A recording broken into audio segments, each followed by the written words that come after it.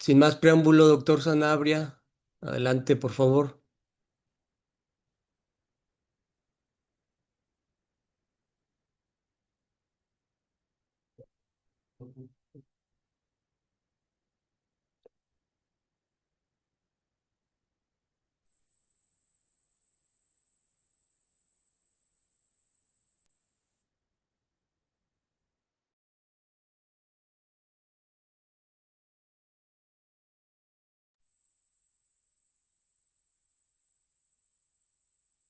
Parece que el doctor Sanabria salió o se cerró su No, sesión.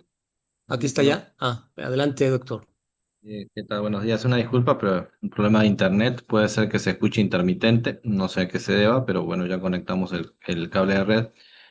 Bueno, en primer lugar, agradecerle a Julio esta presentación, esta introducción. En segundo lugar, pues bueno, darles más cordial bienvenida a esta tercera reunión de referencistas nacionales. Para nosotros esta reunión es muy trascendente. Como él lo explicaba, pues ya este equipo directivo 2021-2025 cesa sus funciones el próximo viernes en el puerto de Ensenada y pues bueno, nueva elección habrá una nueva mesa directiva. Entonces, para nosotros son de las últimas actividades que tenemos y pues nos da muchísimo gusto darles la más cordial bienvenida a esta actividad que para nosotros no es menor ni es rutinaria, ¿no? Para nosotros es muy importante. La red nacional de referencistas como la red nacional COA han sido incubadas de alguna manera durante este periodo dentro de Compavíes e incluso en diciembre del año pasado se modificaron los estatutos de nuestra asociación justamente para poder incorporar estas redes propias del COMPAV. Hasta ahora estamos vinculados a redes ANUIES, pero nosotros hemos decidido avanzar en redes propias del COMPAB, que a diferencia de aquellas que son regionales, estas son temáticas. Entonces, esta es una de ellas, esta es la primera que nosotros lanzamos en su momento y en 2023 ya se formalizó en Nayarit, en la 39ª reunión anual, digamos, que tuvimos allí en Nayarit y en el 2023 y de allí en más, ¿no? Entonces, por eso digo que no es menor. No es menor tampoco la actividad que se ha desplegado en base o en torno a esta red, ¿no? Es decir, son ahí en el directorio que ustedes ven en compavies.org, que es nuestra página web, pueden observar que son más de un centenar de personas inscritas, 24 instituciones, referencistas, digamos, ¿no? Todos de sus instituciones. Nos faltan instituciones por integrar, efectivamente, es un esfuerzo que seguimos haciendo, es una invitación que seguimos haciendo. Nosotros no pretendemos tampoco forzar a nadie que esté donde no quiera estar, pero sí nosotros mostramos los beneficios y es uno de los beneficios del COMPAP poder estar integrado en estas redes regionales. Es una de estas redes que pues, ha tenido que hacerse un poco de cero, por de alguna manera. Yo agradezco muchísimo todo el trabajo del equipo coordinador, liderado por los colegas que bueno, han ido variando en algunos casos, en la Universidad de Colima, la Universidad Autónoma de Quintana Roo, el Colegio de Sonora y el Colegio de San Luis Potosí, digamos, ¿no? Al principio me tocó llevar adelante esto, ya cuando la tesorería quedó acéfala, nuestro equipo directivo la tuve que tomar yo por cuestiones de responsabilidad y representación legal. Y entonces acá le pedí al maestro Julio César Ramírez que lo tomara y él ha tomado muy bien y de manera muy exitosa este proyecto a mi modo de ver. Entonces, la conformación del WhatsApp, en donde se dan los intercambios entre los referencistas nacionales en esta red nacional, es un ejemplo. De hecho, esto lo he compartido con la red BAALC, digamos, ¿no? Como un ejemplo, porque ahí también querían hacer algo parecido, pero lo he mostrado como un ejemplo, digamos, y la forma de funcionamiento como una forma exitosa de trabajar en equipo, a través de WhatsApp, tratar de comunicarse, de responder a necesidad de información, una red privada y una comunicación privada, ¿no? Respetando, digamos, lo que hay que respetar el punto, los marcos legales vigentes, digamos, ¿no? Pero no dejando de que la información deje de fluir por barreras que a veces nosotros las hacemos, hasta nosotros las hacemos más de lo que son, ¿no? Entonces, el tema es que sí ha sido un trabajo muy fuerte también de capacitación. Me comunicaban, ¿no? 172 participantes en 5 cursos el año pasado, es un muy buen alcance, ¿no? Para 5 cursos. Y después este compartir información, ¿no? Que el año pasado me explicaban que eran 134 documentos, ahora ya se, o requerimientos de información, ahora llegaron a ser 346 en lo que va del semestre, ya casi cerrando el semestre, lo que habla más del 250% de aumento en los requerimientos y en pues ahora sí, este tema, digamos, de que yo te doy, tú me das, yo te pido, tú me apoyas, en fin, etcétera, ¿no? Entonces, esta especie de solidaridad, esta especie de trabajo mancomunado, este esfuerzo por ayudar a buscar y a encontrar esos documentos finales que tanto ansían nuestros usuarios finales, pues bueno, es parte también nuclear de esta red. Tiene mucho por delante, por supuesto, hay cosas para hacer, hay que actualizar ese directorio en la página web, vendrán otros proyectos, pero bueno, nosotros estamos muy satisfechos de haberla echado a andar. Yo agradezco mucho nuevamente el esfuerzo del equipo coordinador, cada uno de ellos, realmente de corazón el agradecimiento. Agradecer a Julio que tomó esto ya comenzado, digamos, y lo ha podido llevar a buen recaudo con la doctora Salet Aguilar, en particular que también integra nuestro comité directivo, ha sido nuestros enlaces del comité directivo con la Red Nacional de Referencistas. Entonces, pues realmente pues es muy promisorio, ¿no? El futuro de la red del presente es bueno y el futuro es muy promisorio, ¿no? Yo deseo que así como dejamos una etapa atrás del Compab, una etapa que no inició muy bien que digamos, pues empezó a desarrollarse todo este tipo de proyectos, empezó a consolidarse. Yo creo que esto, yo por lo menos deseo y avisoro de que esto se aumente, se multiplique y se fortalezca, ¿no? Es decir, que no quede aquí donde está, sino que realmente progrese y progresen bien de todos aquellos a los que servimos a través de nuestros 42 sistemas bibliotecarios que alcanzan a atender 1.1 millones de alumnos de manera potencial. Entonces, le agradezco nuevamente este esfuerzo de reunirse aquí estas horas, tener ahora sí, lo que a continuación viene todo en el programa, que es muy rico, por cierto, y por el cual le felicito. Nuevamente, entonces, muchísimas gracias y pues adelante, Julio, adelante. Damos iniciado entonces en la tercera reunión nacional de referencistas, siendo las 9, bueno, perdón, las 10 horas 10 minutos, tiempo del centro de México, siendo hoy 24 de junio del año del 2025. Muchas gracias.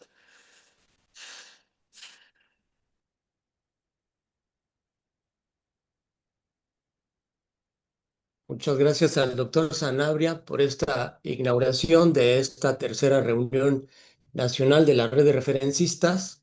Y pues como ya comentó él, hay avances, hay muchos logros, pero también hay muchas cosas todavía que tenemos que hacer.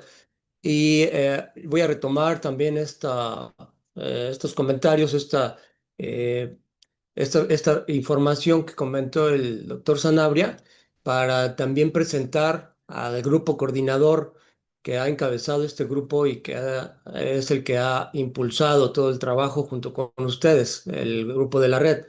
Y me refiero a la doctora Saled Aguilar del Colegio de Sonora, que nos acompaña por aquí. Si levanta la mano o por ahí está.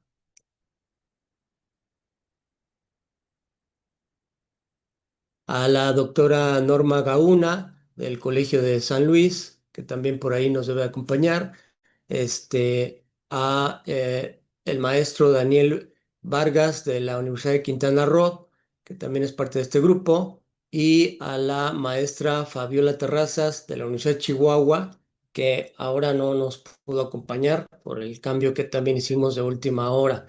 Pero bueno, a nombre de este grupo coordinador también hacemos la inauguración, les damos la más cordial bienvenida, perdón, a Damaris Ortiz del Colegio de Sonora. Una disculpa, se me estaba pasando, por ahí está saludando, muchas gracias Damaris, perdón. Y con esto, bueno, pues ya está el grupo presente, y bueno, los 44, 42 aproximadamente integrantes que están en el grupo de WhatsApp que han hecho posible este intercambio impresionante de recursos, que han hecho posible el ahorro para todas las instituciones, y sobre todo una colaboración que es base de las instituciones. Entonces, bueno, pues gracias a todos ustedes que han estado compartiendo todos los días desde muy temprano, me consta, y hasta bien tarde, porque he visto que hasta tarde están dispuestos a pedir a suministrar el documento, el recurso, y eso es admirable. Todo el tiempo están dispuestos a compartir y a ofrecer la información, entonces mi agradecimiento es para todos ustedes. Por lo pronto, bueno, pues esto sería el preámbulo, pero voy a permitirme completar la información que acaba de comentar el doctor Sanabria sobre los datos para que vean ustedes lo que sea, cómo se ha comportado este suministro de la información. eh, que nos hizo el favor la maestra Fabiola Terrazas de analizar, de revisar el comportamiento del grupo. Permítanme recuperar mi documento, donde efectivamente habla de un incremento del más del 100%. Estamos hablando de un incremento del 200. Aquí está, sí, pueden ver mi pantalla compartida. Sí. Gracias. Les presento este Sí, sí se trabajo puede ver. para complementar la información sobre la red. Eh, del intercambio de la información. Este es el resumen del 2024 y 2025. Y bueno, pues empezamos, como saben, la red inició en el 23 con su definición de organización, con su definición de planes de trabajo, con su definición de políticas. Y vean cómo empezamos, prácticamente de cero, muy frío el año, el 24, muy despacio, pero ya en julio, ya se empezó a observar más movimiento, y ha sido, se ha ido incrementando constantemente. En ese año, en el 2024, como pueden ver, tuvimos un intercambio de recursos de información de 134 recursos. Y en el año 2025 ya es realmente considerable el incremento. O sea, estamos hablando de que de cero, de hace un año, de enero del 2024 a 2025, prácticamente se inicia con un fuerte intercambio y de nueva cuenta va incrementando, se mantiene. En mayo hay un pico interesante y luego en junio, bueno, pues vuelve a mantenerse como en un nivel constante. Entonces, vale la pena ir tomando como datos de las tendencias que tiene el grupo para compartir información. En mayo se ve muy alto, y lo interesante es que todos los días se está moviendo la gráfica, se está moviendo los datos. Ahora les muestro, por ejemplo, lo que ha sido por año. Es un trabajo escucharlos. Bueno, vamos por el siguiente semestre del 2025. Si vamos en el 254%, esto va a crecer. Eh, Está bien, esto no es para nada ningún problema. Lo mejor es que se vaya reorganizando y en un momento dado definamos si vamos a continuar con este conducto, que ha sido también el ideal, pero este medio pues también tiene una particularidad, que es propio por ahora, ¿no? Este es su dispositivo y tenemos que definir si vamos a mantener este recurso así o podemos trabajar con otros medios. Bueno, pues yo con esto prácticamente concluyo el complemento de la bienvenida del doctor Sanabria. Voy a dejar de compartir. Y ahora, pues por parte del grupo coordinador, si alguien tiene algo que agregar, hasta ahora también les comento, tenemos 17 instituciones colaborando en la red.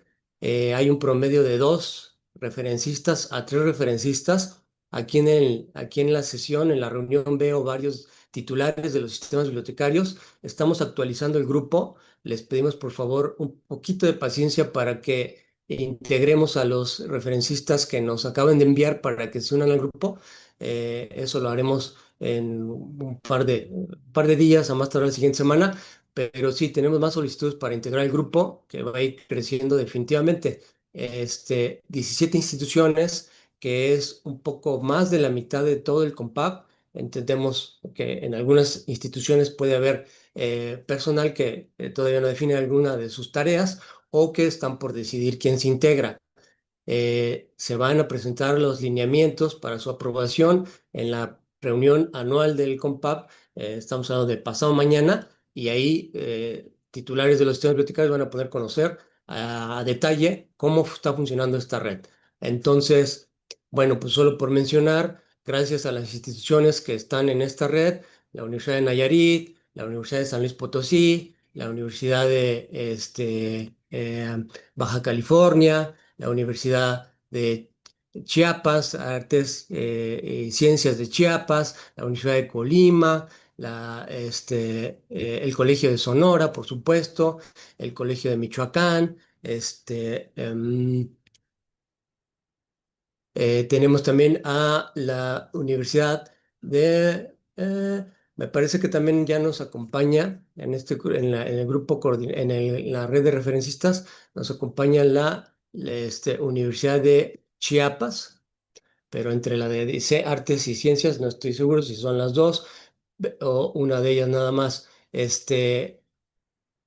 La Universidad de Aguascalientes, la Universidad Autónoma nos solicitó ingresar a la Universidad eh, de Tabasco, de Durango, y bueno, pues así, estamos hablando de 17 universidades por ahorita.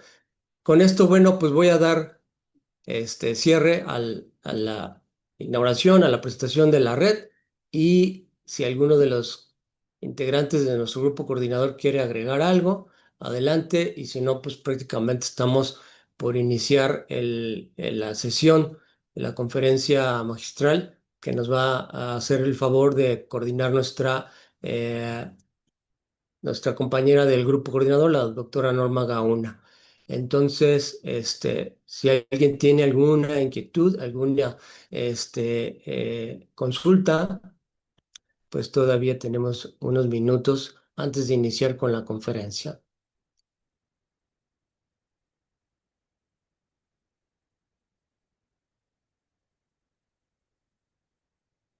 Sí, también está la Universidad de Campeche en el grupo coordinador, en la red de referencistas, perdón, la Universidad de Chihuahua, por supuesto.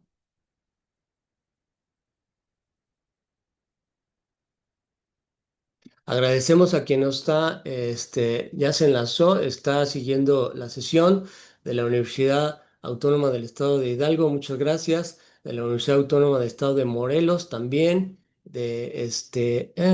hay preparatoria por aquí, de la Universidad de Yucatán.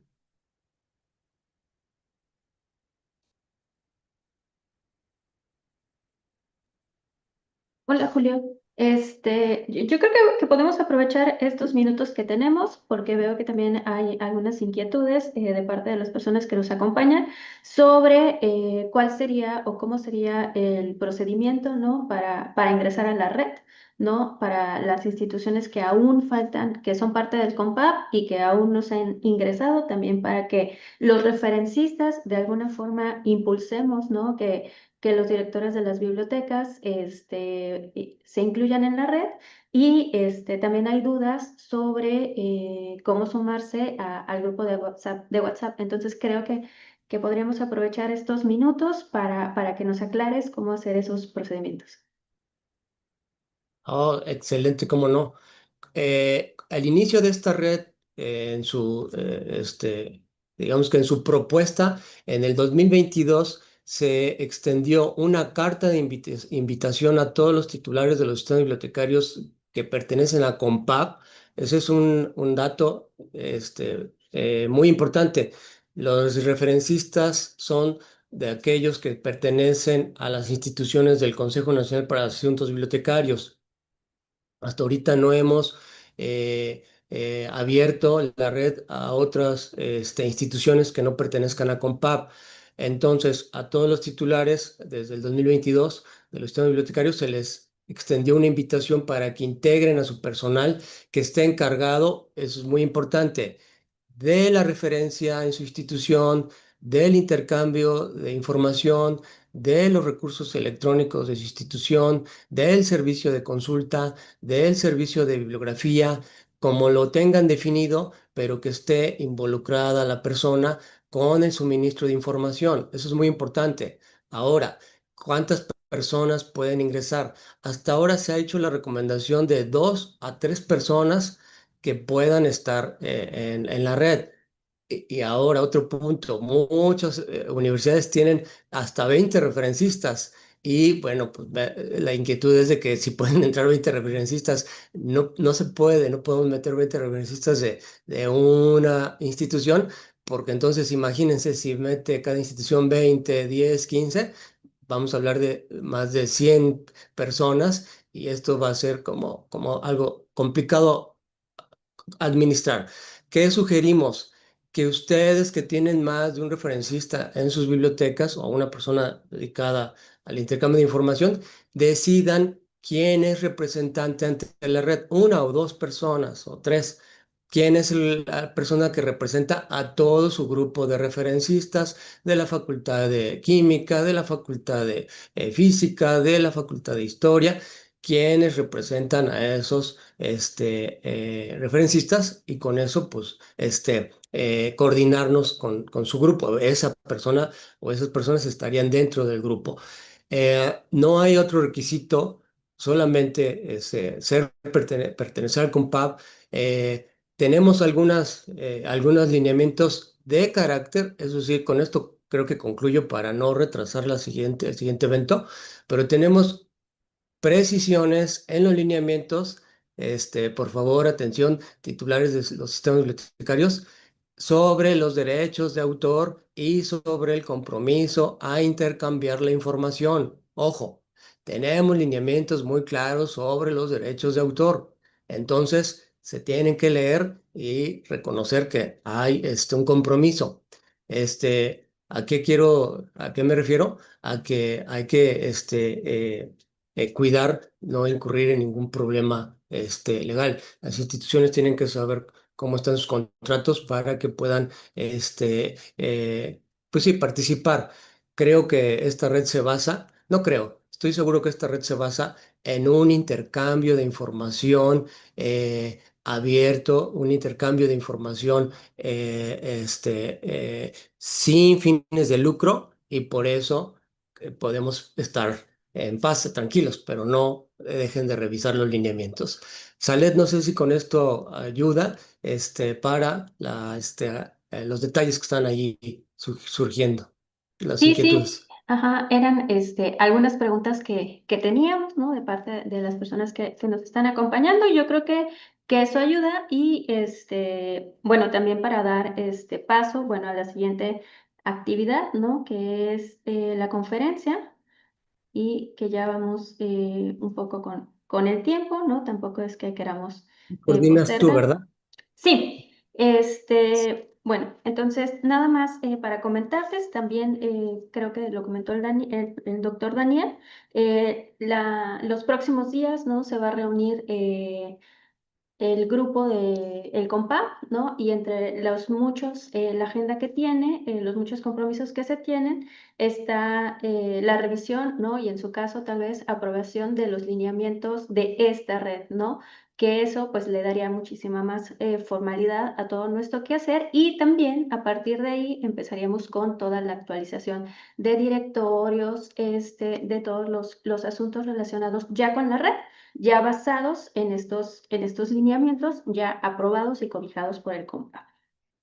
Bueno, entonces, dando paso a nuestra siguiente actividad, que es una conferencia magistral a cargo del doctor Ricardo Villegas Tobar. El tema es autoría, un concepto en evolución. Y Para nosotros es importante, ¿no? Presentar este marco, ¿no? Este marco sobre, como bien lo decía Julio, ¿no? Sobre los derechos de autor y todo lo que como referencistas necesitamos saber sobre todo este tema, pues básicamente a un expertazo, ¿no? Él es Ricardo Villegas Tovar, es un académico y gestor universitario con una trayectoria de más de 2 décadas en el ámbito de la información científica, la propiedad intelectual y la internacionalización de la educación superior. Actualmente dirige el Centro de Educación Internacional en la Benemérita Universidad Autónoma de Puebla, en la UAP, donde promueve la internacionalización de la investigación y el posgrado, así como la visibilidad de la producción científica, ¿no? Todos estos temas que tanto nos atañen a nosotros. Él es doctor en Ciencias de Gobierno por la UAP, habiéndose enfocado en el análisis de políticas científicas. Cuenta con una maestría en Derecho de la Propiedad Intelectual otorgada conjuntamente por la Universidad de Turín y la Organización Mundial de la Propiedad Intelectual, y otra en Gestión de la Información y Conocimiento por la Universidad Oberta de Cataluña, en España. Es licenciado en Derecho por la Universidad de las Américas, Puebla. Entonces, como esta breve semblanza les puede permitir observar, pues tenemos a un experto, ¿no? Y nos va a hablar de este tema, autoría, un concepto en evolución. Antes de darle la palabra al doctor Ricardo, también quiero agradecer las gestiones de la doctora Norma Gauna por habernos puesto en contacto con esta persona tan alineada, ¿no? Con lo que tenemos en nuestro quehacer como referencistas. Entonces, sin más preámbulo, doctor Ricardo Villegas Tovar, adelante con su conferencia. Hola, ¿qué tal? Muchísimas gracias. Un gusto saludarles desde la Universidad Autónoma de Puebla. Pues yo me siento muy contento de poder regresar después de mucho tiempo a este espacio del Consejo Nacional para Asuntos Bibliotecarios. Yo durante más o menos 15 años fui bibliotecario y dentro de esos 15 años un muy buen rato fui bibliotecario referencista, así que la verdad es que me siento muy honrado, muy gustoso de poder regresar con mis colegas a platicar de algunos temas que me parece son muy importantes y que estos conceptos pues están evolucionando a partir de una serie de circunstancias de carácter estrictamente tecnológica y que me parece que nos colocan en la posibilidad de replantearnos algunas cosas que creíamos que ya estaban resueltas, pero al final del día parece ser que no lo es tanto, ¿no? Y es el caso de la autoría. Entonces voy a permitirme compartir con ustedes una presentación que preparé para esta ocasión. Entonces, no sé si me puedan confirmar que ya la pueden ver. Déjenme ver si se puede visualizar. Ahí está. Ahí ya Sí la se deben ve. estar. Ay, Sí se muchísimas puede ver. gracias. Qué amable. Gracias por la retroalimentación. Pues igualmente, ¿no? Aprecio muchísimo la oportunidad que me da la maestra Norma Gaona y por supuesto a Salet, que muy amablemente se pusieron en contacto conmigo desde hace varias semanas para organizarnos en este evento que bueno, pues hoy ya estamos concentrados en él. Pues miren, brevemente, ¿no? Yo creo que para ninguno de los que estamos acá conectados, esta imagen nos es ajena, muy por el contrario. Sin embargo, si yo a ustedes les preguntara, oigan, ¿quién es el autor de este mural? Díganme su nombre y su apellido. Yo creo que ahí es a donde empezaríamos a fallar, ¿verdad? Y es que la historia no llega tan lejos, ¿no? Sabemos de la importancia de estos murales de Altamira, sabemos lo que puede representar en términos de la evolución de la humanidad. Sin embargo, aunque estamos propiamente ante la presencia de lo que hoy definiríamos como una obra autoral, una obra plástica, nos ocupa más la expresión que el nombre del artista, ¿verdad? Entonces, a lo que quiero llegar con ustedes es que en la antigüedad el concepto de autoría pues de ninguna manera se asemeja a lo que hoy podríamos nosotros entender. Con el paso de los siglos llegamos a esto, que me parece que este es por mucho el libro más importante del que podríamos hablar y que es la Biblia de Gutenberg. Pero fíjense, acá traigo esta imagen que refiere a un libro que todos conocemos, a la Biblia, pero lo interesante a mí me lo parece de esta Biblia es que si ustedes se dan cuenta, lo que resalta no es el contenido, sino el impresor, ¿no? Entonces, cuando nosotros hablamos de esta Biblia, realmente lo que nos ocupa es hablar del impresor y no nos ocupa propiamente el contenido, ¿no? Entonces, fíjense ustedes qué interesante, ¿no? O sea, en la antigüedad no nos ocupábamos del nombre del artista, y en la Edad Media no nos ocupábamos del nombre del autor, sino que nos ocupábamos del impresor, ¿no? Y ahorita que, por ejemplo, el colega que me antecedió en el uso de la palabra que estaba haciendo este reporte, ¿no? De los servicios de documentación, pues los tenía clasificados por editorial, ¿no? Y decía, pues tantos de Elsevier. ¿Y quién era Elsevier? Pues ustedes mejor que yo lo saben, ¿no? Era una familia de impresores, ¿no? Allá en los Países Bajos que tenían una preponderancia literal, debo decirlo, en el mercado por su tipografía, por su técnica, por sus mecánicas, ¿no? Por propiamente sus talleres de imprenta. Y pasaba una cosa bien curiosa en esa época que quiero presentar con este documento. Este documento es, por decirlo de alguna manera, la primera ley en materia de derecho de autor que existe en el mundo y nace en el mundo anglosajón. Entonces, en el sentido estricto de la palabra, pues no es propiamente una ley de derecho de autor, sino es una ley de copyright, ¿no? Como lo conocen en el mundo anglosajón. Pero lo interesante desde la visión bibliotecaria de este documento es que lo que viene a hacer es que va a abolir los derechos que tenían los impresores respecto a el monopolio para la impresión de determinadas obras. O sea, por ejemplo, si ustedes traen a su mente el logotipo de Elsevier, que todo el mundo creo que lo tenemos muy ubicado, ¿no? Que es un personaje debajo de un árbol, ¿no? Y por ahí hay un cintillo con una expresión en latín. em, Refiere propiamente a que la familia Elsevier, o Elsevier como hoy la conocemos, era la única facultada para imprimir las obras de Galileo Galilei, ¿no? Y igualmente, ¿no? O sea, tenían la potestad de imprimir solamente obras de determinados, pues diríamos, filósofos de la Grecia clásica, ¿no? Entonces nadie podía imprimir determinadas obras de determinados autores, excepto determinadas imprentas o casas de impresión. Entonces, este estatuto de la reina Ana, que la reina Ana ha de ser así como la tatarabuela del actual rey Carlos de Inglaterra, bueno, eh, este estatuto viene a decirle a los impresores, ¿saben que ustedes ya no tienen la facultad exclusiva de imprimir las obras de determinados autores, sino que ahora es facultad del autor decidir con qué impresor se acerca, ¿no? Para que le imprima sus libros. Entonces, por decirlo de alguna manera, pues en algún momento Gutenberg se apropió de la Biblia, por decirlo de alguna manera, ¿no? Y entonces, hoy por hoy, cuando decimos el nacimiento de la imprenta, ¿no?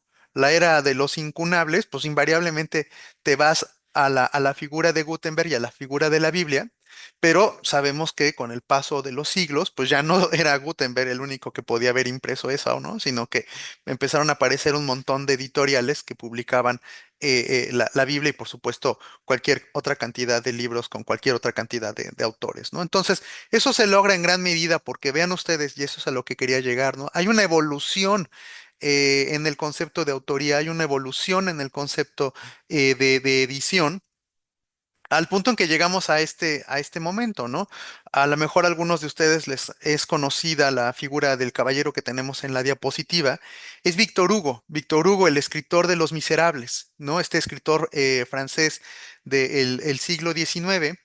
Y Víctor Hugo es quien da los fundamentos de toda la teoría legal del derecho de autor que hoy conocemos. ¿Por qué? Bueno, pues cuentan las malas lenguas, ¿no? Que él ya en vida se reconocía como un autor no solamente prolífico, sino además importante. Y él reconocía que las reglas legales que para ese entonces pudieran existir pues eran endebles en términos de los beneficios que podrían eventualmente obtener los autores derivado no solamente de su proceso de escritura, sino de publicación de los libros y derivado de la publicación, pues la distribución de las obras. Y entonces a él se le debe toda la creación de los derechos de autor en la dimensión moral y la dimensión patrimonial, que no viene ahora la oportunidad de abundar sobre este punto porque nos llevaría mucho tiempo, pero sí decir que acá tenemos otro momento histórico importante, ¿no? En donde ya no solamente el autor se le reconoce como el dueño de su obra, sino que siendo dueño de su obra, tiene una variedad de facultades que le permiten controlar no solamente la dimensión de la dignidad que se confirma, ¿no? En su persona respecto a su obra, sino también la facultad que tiene para obtener beneficios económicos derivado de la utilización pública de sus obras. Y bueno, ya entrado el siglo XX, tenemos nada más y nada menos que la Declaración Universal de los Derechos Humanos, ¿no? Aquí tenemos en la imagen a la esposa del presidente Roosevelt, si no mal ubico, que es la que redacta ya propiamente de puño y letra el decir de una gran cantidad de personas alrededor del mundo que permite aterrizar en lo que hoy conocemos como la Declaración Universal de los Derechos Humanos y que traigo a nuestra conversación porque en el artículo 27.2 de esta declaración hace referencia a lo que yo les estoy poniendo en letras amarillas, ¿no? Toda persona tiene derecho a la protección de los intereses morales y patrimoniales que le correspondan en razón de las producciones científicas o literarias de las que sea autora, ¿no? Entonces, aquí propiamente ya se viene a asentar en el máximo ordenamiento jurídico mundial, que es el catálogo de los derechos humanos, la figura de los derechos de autor. ¿No? Y acá no solamente, insisto, se confirma la importancia del derecho autoral en la dimensión de los derechos humanos, sino que además les da otro grado bien interesante que es el de la protección automática. ¿Qué quiero decir esto con la protección automática? Bueno, pues que todos los derechos humanos son derechos reconocidos no otorgados. ¿Qué es esto del reconocimiento no otorgamiento? Pues que nosotros, por ejemplo, cuando yo pienso en derechos humanos, pues invariablemente el primero que me viene a la mente, pues es el derecho a la vida.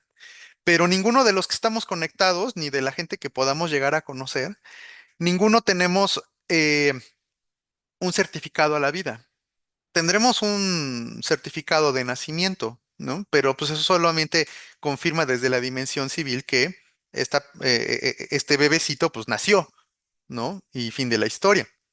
Pero no el certificado civil de nacimiento no hace un otorgamiento al derecho de la vida. O sea, el derecho a la vida es algo tan sublime, tan importante, que no puede estar sujeto al cumplimiento de una reglamentación, ¿no? Que si tú cumples tales requisitos, entonces se te otorga o no el derecho.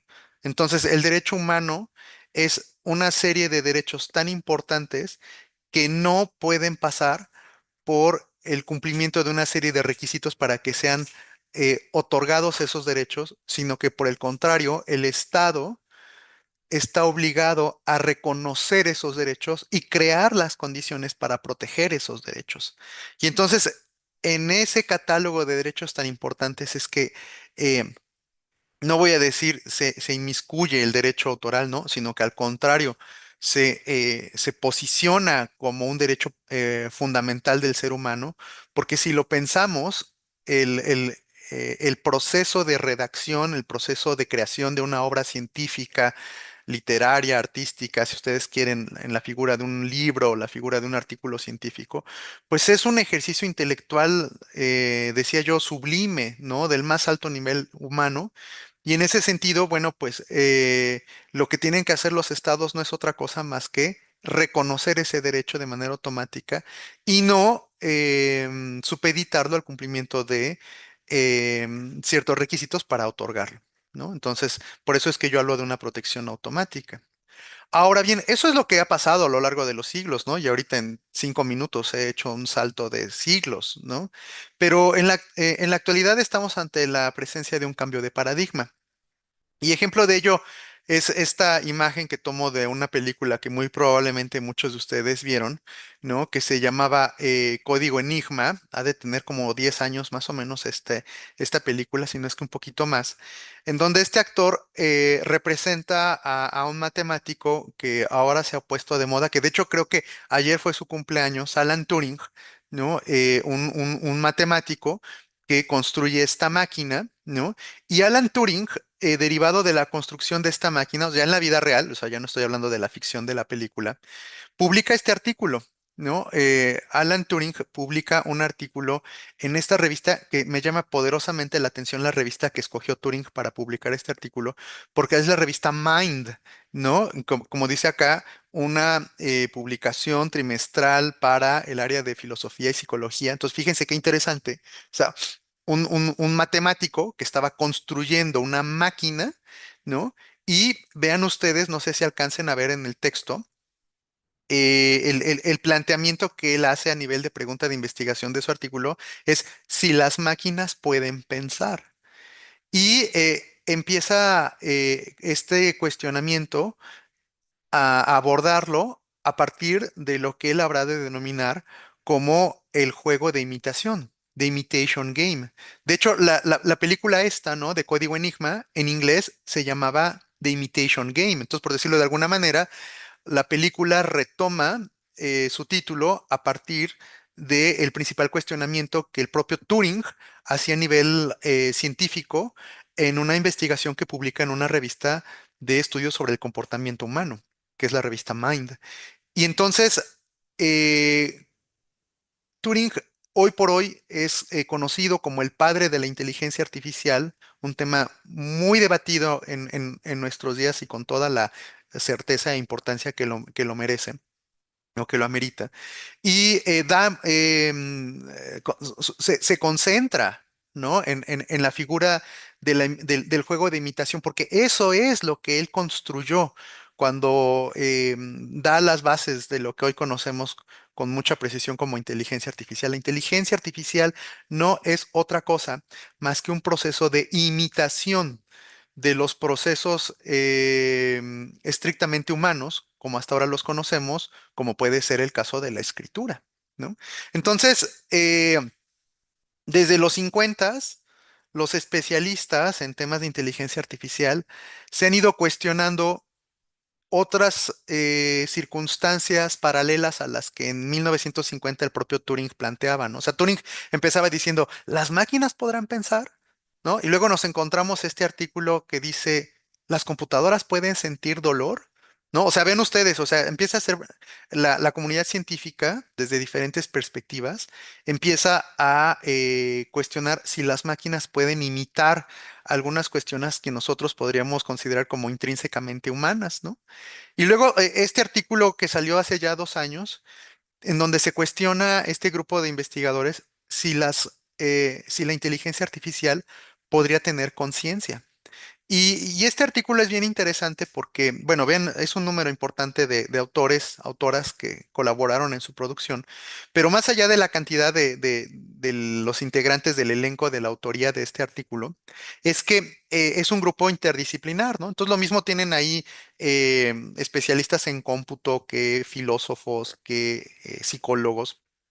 Y para poder responder esta pregunta de si la inteligencia artificial tiene estas prospectivas, como dice acá, ¿no? De conciencia, lo que hicieron estos autores es que tomaron algunos parámetros de qué es la conciencia, ¿no? Entonces, claro, ya se fueron a investigar, por ejemplo, qué dice la filosofía sobre la conciencia.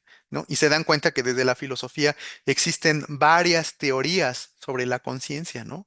Y entonces lo que hacen es que, si me permiten la expresión, hacen como rúbricas, ¿no? Entonces dicen, pues la teoría sutanita de la filosofía dice esto acerca de la conciencia, pero esta otra teoría plantea otra cosa. Y entonces empiezan a hacer como un catálogo de criterios para aplicarle esos criterios a herramientas de inteligencia artificial y ver si los resultados de la inteligencia artificial podrían cumplir con los criterios de evaluación de estos modelos de conciencia según la filosofía. Y la conclusión es que en muchas ocasiones la inteligencia artificial sí que puede llegar a responder de manera afirmativa o aprobatoria los criterios que componen las teorías de la conciencia desde las diferentes perspectivas de la filosofía. Y entonces el artículo pues llama poderosamente la atención porque entonces podría uno concluir que en este instante el nivel de desarrollo tecnológico de la inteligencia artificial no podría conducirnos a decir que la inteligencia artificial tiene conciencia. Sin embargo, se prevé que en un futuro no tan lejano, pues la inteligencia artificial sí que pueda satisfacer de manera contundente y de manera probatoria los criterios de los diferentes modelos de la definición de la conciencia según la filosofía.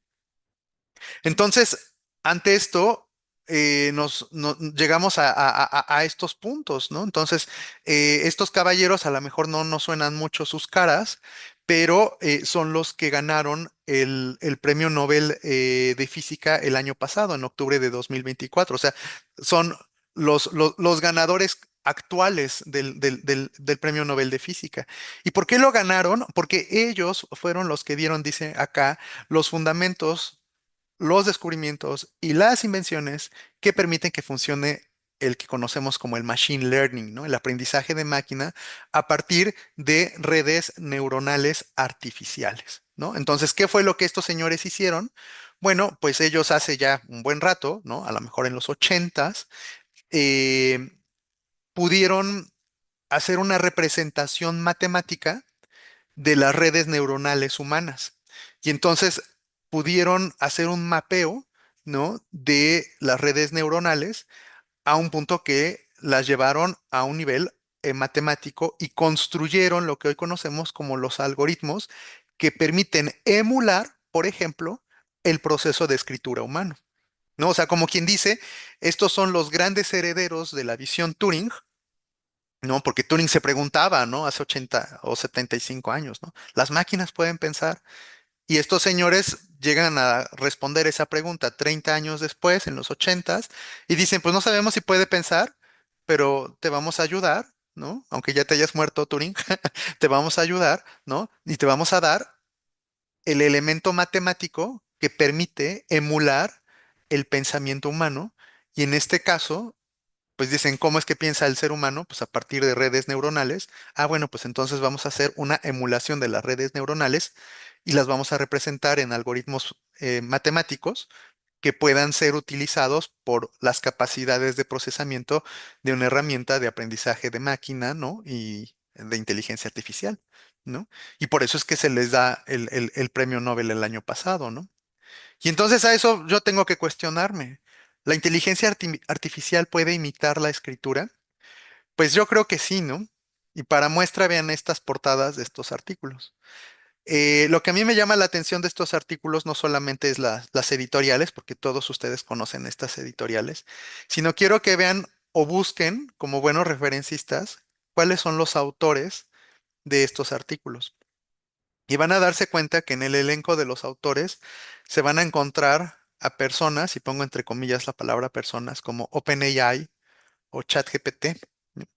Entonces, aquí es a donde uno se pregunta, ¿cómo? O sea, estas grandes editoriales como Elsevier o la BMJ, ¿no? El British Medical Journal, etcétera, etcétera, ¿de verdad publicaron estos artículos? Pues sí, no crean que esto es falso, ¿no?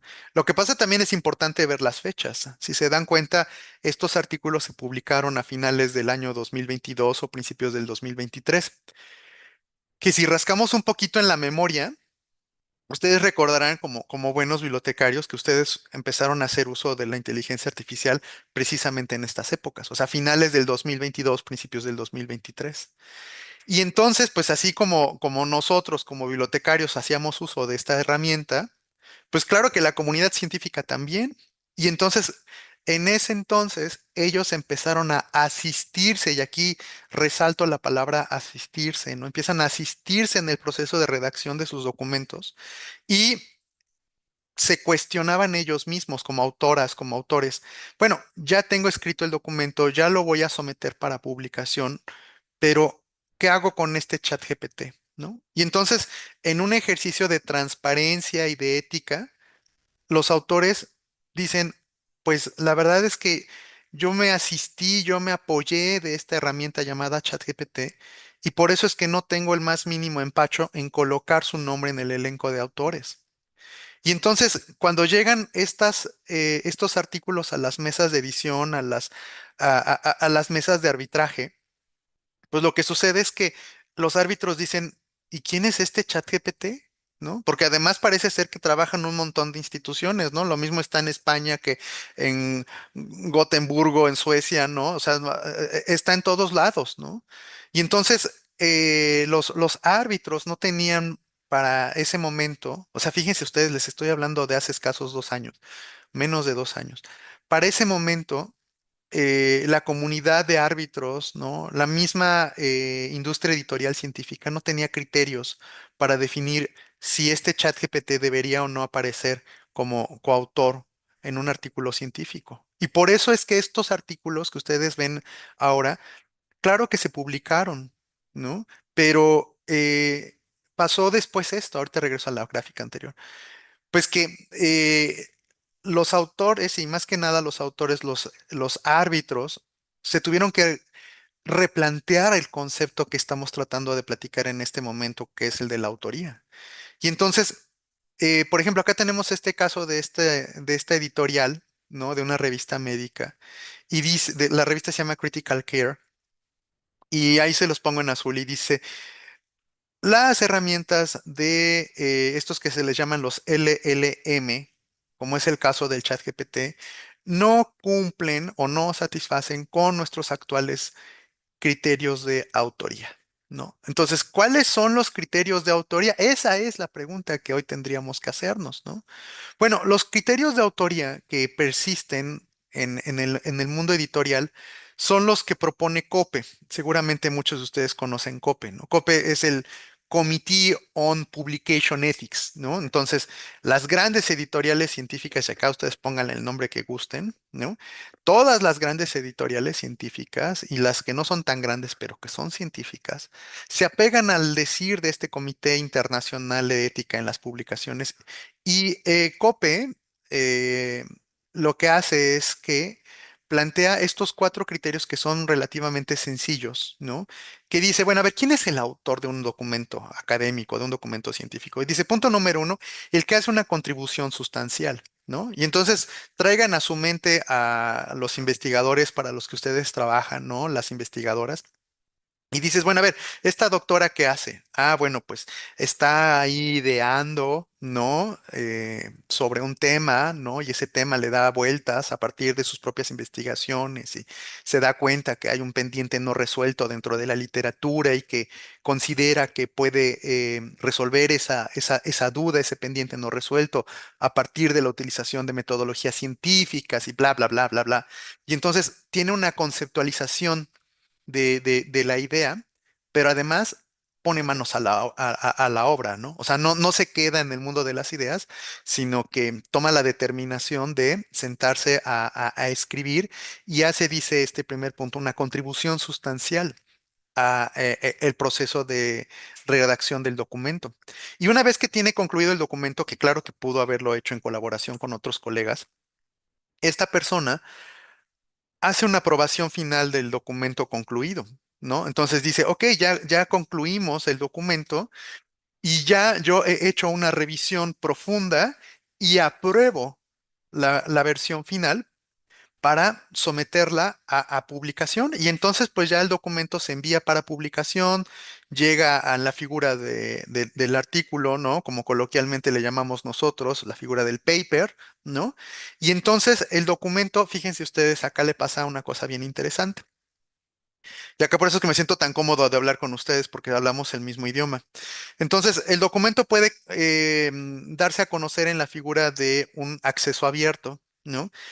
Pero aquí marcamos una diferencia importantísima, que insisto, ustedes me entienden mejor que yo. Una cosa es el acceso abierto y otra cosa es la ciencia abierta, ¿no? Entonces, el acceso abierto, como ustedes lo saben, pues refiere a que yo no necesito pagar una suscripción para acceder al contenido.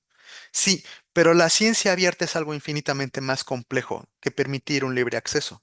La ciencia abierta es cuando el autor, habiendo permitido un libre acceso a su contenido, asume la voluntad de permitir que su lector le cuestione por cada uno de los conceptos planteados en su investigación publicada.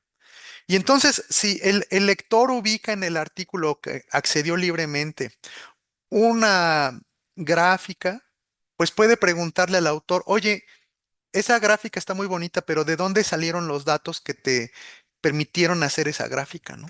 Y entonces el autor tiene esa voluntad, esa apertura para compartir con su lector los datos que anteceden a la figura del artículo publicado.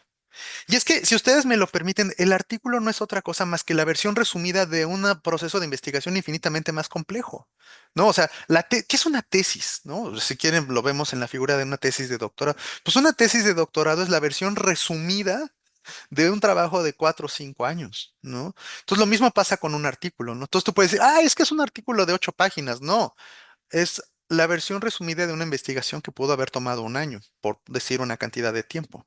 Y entonces hay un montón de información que está atrás que no se entrega en la publicación. Y entonces el autor dice, pues yo te permito libre acceso a este contenido, pero yo también te permito a ti, lector, que a tu petición yo te comparta toda la información que me condujo a los resultados a los que ahora tú estás accediendo libremente. Y entonces a lo que voy es que hay una voluntad de transparencia por parte del autor. Por eso nosotros hablamos de ciencia abierta, ¿no? O sea, yo abro por completo todo el proceso previo que me condujo a los hallazgos y los resultados que reporto de manera resumida en la figura del artículo, ¿no? Y al ser transparente pasa otra cosa, que provoco la replicabilidad del resultado. Entonces, sabemos que eh, un documento científico alcanza mayor valía en función de su grado de replicabilidad. Esto es, que cuando yo tengo el documento, yo lector, yo puedo replicar el planteamiento del autor en mi propio escenario y llegar a los mismos resultados, ¿no? Entonces es un documento que me da las bases para replicar, si ustedes quieren, el experimento planteado por el artículo y llegar a los mismos resultados, y al replicar, convalido los resultados. Porque si yo replico y me salen resultados diferentes, entonces esa puede ser una ciencia de poca calidad. Entonces, vean ustedes cómo aquí ya nos estamos distanciando de conceptos como factor de impacto, ¿no? Y que sin número de citas. Pues esos son parámetros numéricos interesantes, pero que no son tan contundentes cuando, por ejemplo, ya llevamos la valoración del documento científico en la figura de la replicabilidad. Y la replicabilidad, desafortunadamente, a esta hora no lo hemos planteado a nivel numérico. Digo, desafortunada o afortunadamente, ¿no? O sea, ya me estoy saliendo del tema porque yo estoy hablando de evaluación integral de la ciencia, pero a lo que voy es que COPE, ¿no? Este comité de ético dice, pues el autor es el que permite, por su apertura, un proceso de transparencia del proceso de investigación al punto que puede permitir la replicabilidad de sus resultados. Y concluye Cope diciendo, bueno, hay un cuarto punto que es el de la responsabilidad, ¿no? Entonces, el autor asume la plena responsabilidad para bien o para mal. ¿En qué sentido digo para bien o para mal? Porque si con mi documento voy a meritar un premio, no sé, por ejemplo, en el caso de los alumnos que hacen tesis de doctorado y la someten a un concurso y gana el premio a la mejor tesis de doctorado en administración pública, pues fabuloso.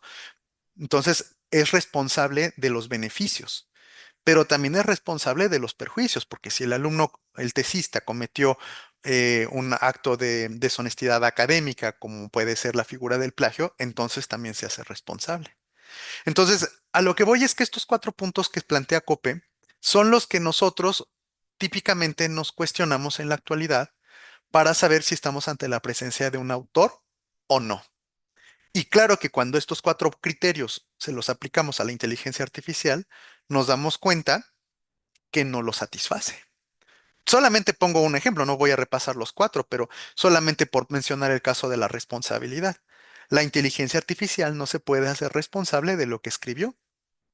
Ejemplo más contundente está en que, pues, hoy se habla mucho de los prompts, ¿no? Apenas escuchaba una expresión que me llamó mucho la atención, la ingeniería de prompts, ¿no? O sea, se trata de ver qué tan bien redactas un prompt, ¿no? O a lo mejor ahora como referencistas, el trabajo consiste en ser especialistas en el diseño de prompts, ¿no? Desde lenguajes naturales, etcétera, etcétera, ¿no?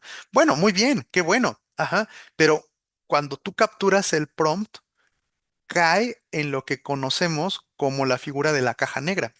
Sabes que el prompt cae en una herramienta de inteligencia artificial, sabes que hay un resultado, pero nunca sabes qué es lo que pasó allá adentro. Por eso se habla del fenómeno de la caja negra, al punto que difícilmente una herramienta de inteligencia artificial te puede reportar con lujo de detalle de dónde extrajo la información que te está planteando de una manera tan correcta en un output, ¿no? En el resultado que muestra.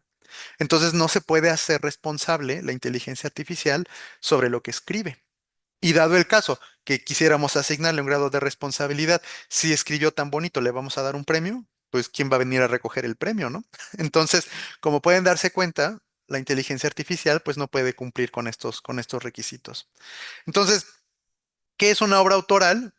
Para eso nos regresamos a la figura básica de lo que dice nuestra propia ley autoral, pues muy sencillo, la obra que es original, ¿no? Para eso es que yo aquí traigo a nuestra conversación el decir de la Ley Federal del Derecho de Autor mexicana, ¿no? Y dice, la obra autoral es aquella que es el resultado de un proceso original, ¿no? Entonces aquí es en donde entra la complicación. ¿Qué es la originalidad? ¿No? Porque ese es el requisito sine qua non de la ley autoral en términos de identificar cuando estamos ante un autor. Y entonces dice, lo original es aquello, fíjense qué respuesta tan sencilla tiene la ley. Lo original es lo que evidencia su origen, ¿no? Entonces, el origen no es otra cosa, o mejor dicho, la originalidad no es otra cosa más que aquello que muestra su propio origen, ¿no? Entonces, cuando yo escribo un documento, lógicamente esa obra en gran medida refleja quién soy yo. Y entonces esa obra que refleja, no sé, mi conocimiento, por ejemplo, sobre mi propio idioma, ¿no? En este caso el castellano, pues está refiriendo mi propio origen como autor. Entonces, vean ustedes cómo lo original no tiene nada que ver con lo novedoso. Ujú. Entonces, aquí yo me pregunto, ¿por qué los alumnos plagian, ¿no? En los conceptos que nosotros comúnmente entendemos. Miren ustedes, hay un artículo que se publicó ya hace algunos años, en 2017, en donde aquí fue curiosamente, bueno, no curiosamente, da la casualidad de que todas las investigadoras que escribieron este artículo son mujeres.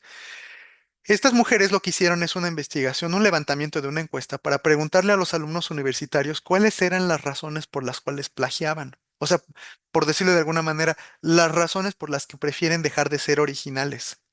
Y acá yo coloco unas estrellitas del lado izquierdo como para puntualizar los elementos que me parecieron más interesantes y está dividida en 4 partes, ¿no?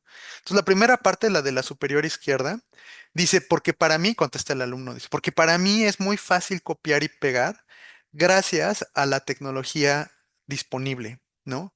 Y miren que usted, o sea, este artículo fue escrito en 2017, o sea, faltaban casi 5 años en ese entonces para que apareciera la inteligencia artificial, ¿no?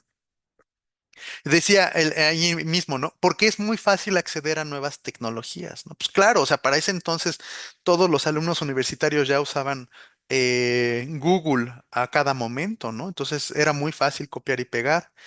Y luego aparece aquí abajo en la segunda, en la parte inferior izquierda de la diapositiva, una frase que me parece contundente. Dice, porque no tengo tiempo, ¿no? I run out of time, dice acá. Y fíjense que nosotros en México tenemos una muy mala costumbre, que es la de hacer todo al cuarto para la hora. Y entonces cuando a nuestros alumnos les dices, oye, es que tienes que hacer tal tarea, les dices, tienes para hasta el 30 del mes, ¿no? Para para entregar la tarea, parecería que les estás diciendo, eh, en el último minuto del día, haga la tarea, ¿no? O sea, estamos muy mal educados en México en términos de nuestra planeación del tiempo. Y entonces fíjense que se da una situación muy desafortunada porque el alumno no tiene una buena planeación del tiempo y tiene a su alcance un montón de tecnología y entonces dice, no tengo tiempo y tengo que hacer la tarea, pues entonces tomo el texto, ¿no? Y además aquí se suman otros dos factores que son los que están marcados en los recuadros de la derecha. Dice, el profesor, ¿no? No sabe identificar cuando está frente a un plagio o no. Y si dado el caso, se ocupa por el tema del plagio, aunque me ubique como plagiario, no me hace nada, ¿no? O sea, no hay sanción. Y esta es otra situación bien desafortunada que tenemos, aquí sí debo decir, a nivel mundial. Y es que si nosotros lo pensamos, ¿cuántas veces tú en el periódico has visto en México que se diga tal universidad identificó a sus alumnos que cometieron plagio? La verdad es que bien poquitas ocasiones, por no decir que ninguna.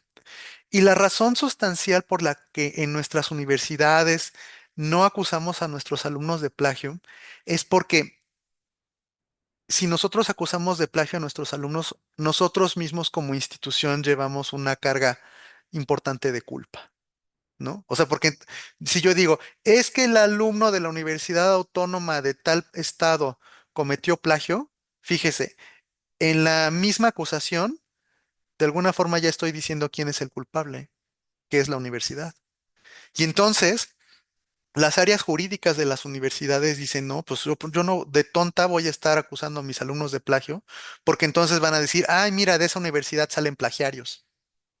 Y entonces ahí tenemos otra razón que si ustedes quieren es una razón de vergüenza, por la cual, a pesar de que hagamos todos los ejercicios, no vamos a hacer público el evento. Hay sus excepciones, o sea, no estoy diciendo que esta sea la regla general, hay sus excepciones, ¿no? Hay casos realmente escandalosos, por ejemplo, no sé si ustedes recuerden, hace muy poco tiempo, 2 años, la rectora de la Universidad de Harvard tuvo que renunciar porque la cacharon cometiendo plagio en uno de sus artículos. El rector de la Universidad de Stanford hace 2 años tuvo que renunciar porque sus artículos, algunos tenían plagio. Hemos sabido de gente que ha tenido que renunciar al premio Nobel a pesar de que yo lo había obtenido o lo había obtenido porque se identificó plagio en sus artículos científicos, ¿no? Pero son casos, no sé si decir excepcionales y excepcionales escandalosos o escandalosos excepcionales, no lo sé. Y en el caso mexicano tenemos un tremendo, un caso realmente vergonzoso, que es el de la ministra Yasmín Esquivel, ¿no? Que con toda la desfachatez, sin haberse resuelto de fondo su situación jurídica respecto a la acusación de plagio, no solamente se ha mantenido como ministra, sino que renueva su posición en la nueva conformación de eh, del nuevo pleno de la Suprema Corte. Entonces, ¿en qué circunstancia tan desafortunada nos dejan en términos de la investigación sobre el plagio y el eventual castigo o sanción? ¿No? Pero bueno, entonces yo les digo que un camino que yo veo más o menos viable es el de, fíjense qué curioso, ¿no? Mi propuesta es que para ayudar a evitar el plagio, tendríamos que tener una mejor planeación de nuestro tiempo dedicado a hacer nuestras tareas, ¿no? O sea, creo que nadie se hubiera pensado que el plagio en parte se resuelve con planeación del tiempo, pero pues es de las cosas que apareció en este artículo. Y luego tenemos este otro artículo que salió hace escasos 15 días, ¿no? En donde dice algo así como tu cerebro y ChatGPT, ¿no? La acumulación de una deuda cognitiva cuando utilizas inteligencia artificial como una herramienta de asistencia para la escritura de ensayos. Miren, de qué trata este artículo? Miren, es un grupo, pueden darse cuenta ahí, de un grupo de investigadores que se autodenominan el MIT Media Lab, por supuesto, del Instituto Tecnológico de Massachusetts. Ellos tienen un laboratorio que se llama Media Lab. Y lo que hicieron es que tomaron a tres grupos de estudiantes, ¿no? Me imagino ahí de la zona, porque había alumnos de Harvard, otros de Massachusetts, del MIT, otros de otras universidades cercanas, ¿no? Y entonces a este grupo de 50 alumnos lo dividieron en tres, ¿no? Y entonces a los tres les asignaron la tarea de escribir un ensayo, el mismo tema, ¿no? A unos les dijeron, asístete del chat GPT, ¿no? A otro grupo le dijeron, tú no puedes usar ChatGPT, solamente puedes usar Google, pero no Google el que viene con inteligencia artificial, sino Google el tradicional, ¿no? El que solamente permite hacer búsquedas, ¿no? Y al tercer grupo le dijeron, tú no puedes usar nada más que una hoja de papel y un lápiz. Y entonces les dieron la tarea de hacer el ejercicio de redactar un ensayo y ya que entregan el ensayo, tienen que contestar una pregunta muy sencilla. Y la pregunta es, ¿puedes reescribir alguna de las líneas de texto de tu ensayo? Ya te imaginarás la respuesta, ¿no? O sea, los que escribieron con ChatGPT no podían escribir o reescribir una línea del texto del ensayo que habían entregado, ¿no? Los que habían hecho una búsqueda en Google, pues más o menos, y los que habían hecho el ensayo a mano te podrían transcribir de nueva cuenta el ensayo completo. Entonces, a eso se le llama deuda cognitiva, ¿no? Entonces, la deuda cognitiva es cuando tú pudiste cumplir con la tarea, pero no echaste mano de tus propias capacidades intelectuales, ¿no? Entonces, aquí este estudio, que si gustan buscarlo, está en Arxiv, está en estos repositorios de preprints, este, nos deja ver esta figura de la deuda cognitiva. ¿Y cómo se ve la deuda cognitiva? Pues yo la veo de esta manera, ¿no?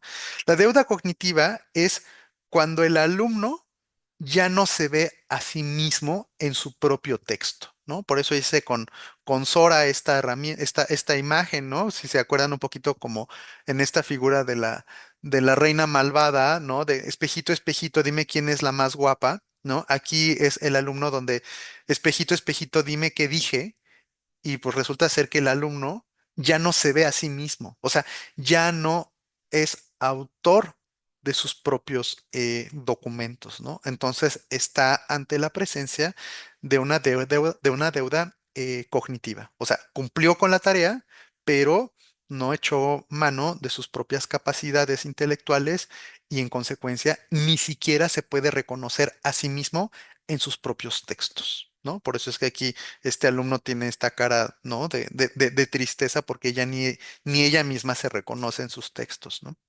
Entonces, ¿cuáles son las respuestas ante este escenario? Bueno, hay muchas respuestas. Y una de ellas es una herramienta que ustedes hacen mucho uso de ella, ¿no? Que son herramientas de lo que algunos le denominan las detecciones de plagio o más atinadamente le denominan de análisis de similitud, ¿no?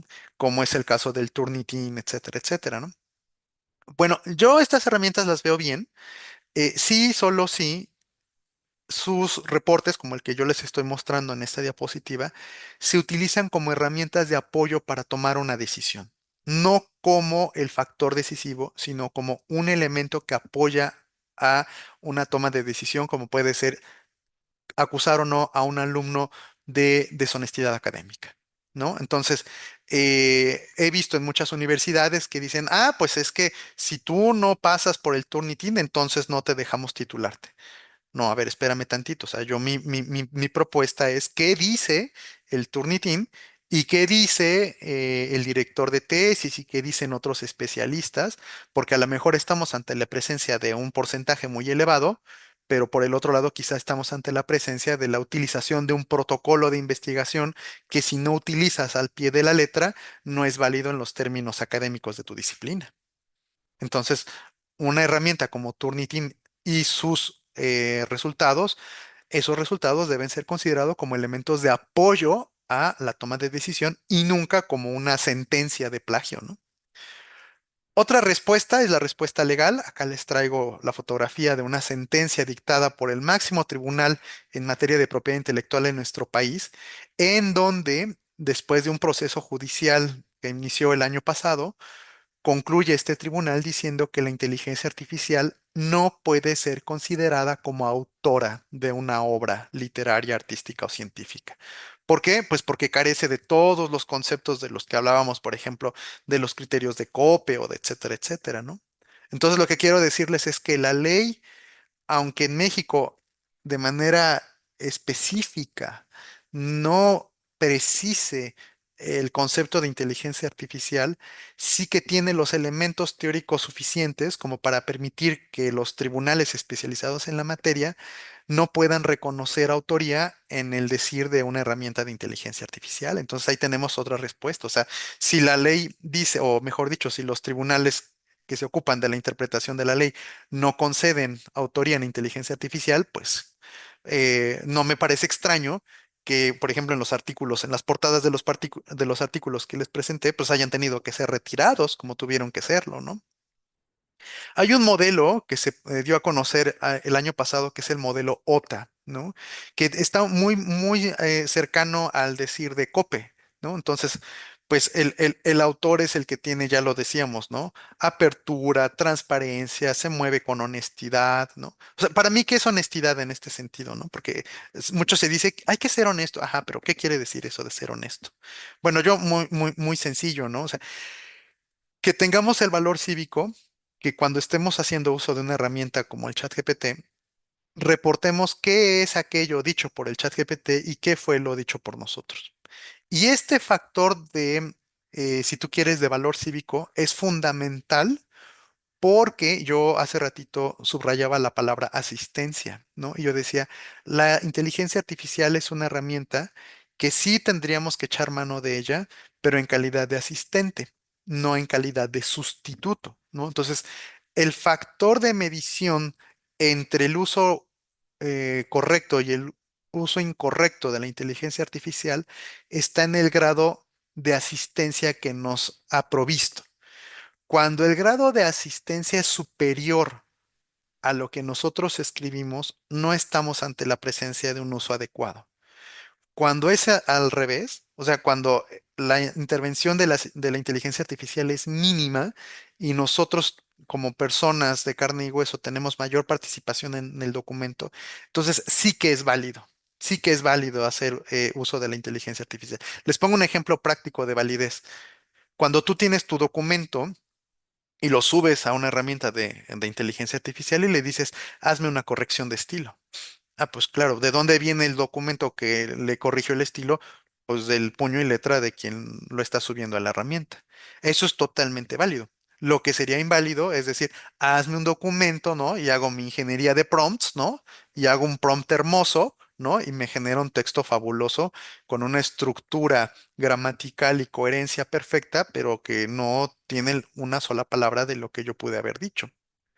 Y bueno, hoy por hoy hay toda una tendencia a nivel mundial para el planteamiento de políticas, ¿no? De políticas institucionales que guíen a las universidades, ¿no? A sus alumnos, a sus académicos, a sus administrativos, para poder navegar de una manera adecuada ante los retos que representa la inteligencia artificial.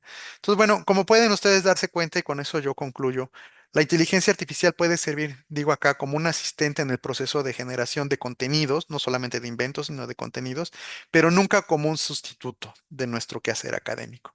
Pues dejo aquí mi correo electrónico por si hubiera alguna duda y si tenemos tiempo, pues también me quedo a su disposición para sus posibles intervenciones. Muchísimas gracias.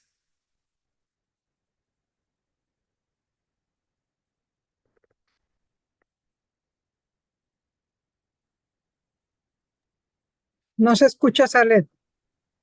Perdón, ya. Justo les comentaba a los referencistas, a los colegas, que si tuvieran algún comentario, alguna pregunta que hacerle, que aprovecháramos este momento, ¿no? Creo que a muchos, ¿no? Nos tenías realmente intrigados, ¿no? Con todo lo que estabas diciendo y sobre todo con esta parte de ampliar, ¿no? La forma en la que estamos viendo esta situación, ¿no? Entonces, aprovecho para decirte, pues, algunos comentarios de los colegas, ¿no? Justo, bueno, la parte de, pues, que las regulaciones actuales, ¿no? Nos comenta Jonathan Jiménez, las regulaciones actuales ya no permiten poner a la inteligencia artificial como coautores o autores, ¿no? Así es. Respecto a algo que comentabas en la presentación. También nos compartieron algunos casos, ¿no? que han pasado, ¿no? en nuestro país sobre los plagios, ¿no? Un caso, pues, es el del presidente, ¿no? Enrique Peña Nieto. También el de Xochitl Gálvez, ¿no? Que reconoció este plagio. Lourdes Quiroa nos dice, me pareció interesante lo que menciona sobre las cajas negras. Con IA no podemos saber cuál es el origen de la información que nos ofrecen estas herramientas. Y Jonathan Jiménez nos hace una pregunta. ¿Cuál es tu opinión sobre el uso de las licencias Creative Commons? ¿Qué ventajas tiene para las bibliotecas y los bibliotecarios el uso de estas licencias? Claro, gracias. Bueno, a ver, nada más recordar que las licencias Creative Commons es una modalidad de ejercer el derecho de autor. Yo hablaba en mi exposición que hay un concepto que denominamos la protección automática. O sea, el autor, cuando hace una obra literaria, artística, científica, automáticamente obtiene el derecho de autor, es decir, ya goza de derechos morales, de derechos patrimoniales. En palabras simples, el autor tiene derechos de autor aunque no quiera. Esa es la premisa. Segundo punto de mi premisa o de mi planteamiento, de mi silogismo. Miren, una enorme cantidad de autores dice, bueno, pues yo ya tengo derechos de autor aunque no quiera, pero yo tengo la voluntad de que mi obra sea utilizada ampliamente. Entonces, yo como autor no me puedo oponer a mis propios derechos humanos autorales. Entonces, yo no puedo renunciar a mi derecho autoral. Entonces, yo lo que hago es que me inclino por conceder un permiso a quien no me lo ha pedido para que esa persona indefinida pueda utilizar mi obra sin que tenga que venirme a pedir permiso. Y esa es la fundamentación de la teoría de los Creative Commons. Entonces, los Creative Commons no es una renuncia al derecho de autor, sino es un ejercicio de la autoría por parte de quien creó la obra, en donde nos concede el permiso de usar libremente la obra. Y aquí es en donde tendríamos que cuestionar qué es el uso libre. El uso libre se refiere a yo, usuario, no pido permiso y no remunero por el uso de la obra, ¿no? Entonces, a eso se refiere el uso libre, ¿no? O sea, ni pago ni pido permiso, pero no debo entender que el autor renunció a sus derechos. Por eso es que todas las licencias Creative Commons, invariablemente, el usuario tiene que reconocer la paternidad de la obra, ¿no? Entonces, pienso en el ejemplo más accesible para nosotros, que es el de la Wikipedia. Toda la Wikipedia está en Creative Commons. Entonces, yo, usuario, accedo libremente, uso la obra y la utilizo para, no sé, documentar un ensayo de mi autoría, pero no porque yo haya accedido libremente, no estoy obligado o estoy exceptuado de reconocer la paternidad de quien haya escrito esa entrada en la Wikipedia. Entonces, en este caso, bueno, pues la figura de las licencias Creative Commons, pues sigue siendo tan vigente y tan válida como cuando se crearon hace 25 o 30 años por Lawrence Lessig, ¿no? Un abogado de la Universidad de Harvard que inventó esta teoría y que después esa teoría se trasladó a cualquier cantidad de países, incluido el nuestro, ¿no?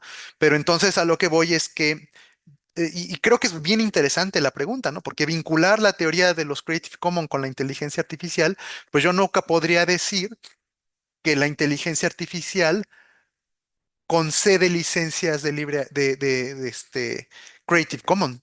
¿Por qué? Porque fíjense, por eso digo que es bien interesante la pregunta. Porque la inteligencia artificial no es autora.